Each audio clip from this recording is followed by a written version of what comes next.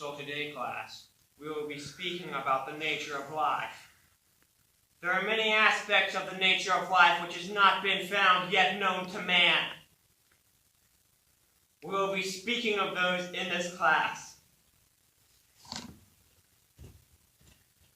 We will be looking at all the different aspects of it.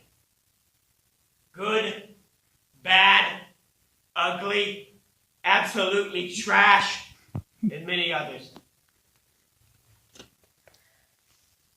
Today, this is just an intro to our class and the things we'll be discussing. Can I get a volunteer? Yes, you. What?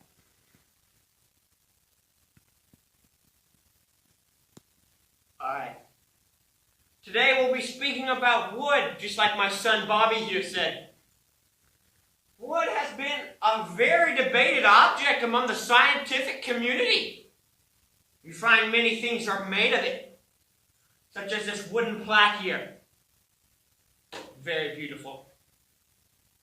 This wooden wall. The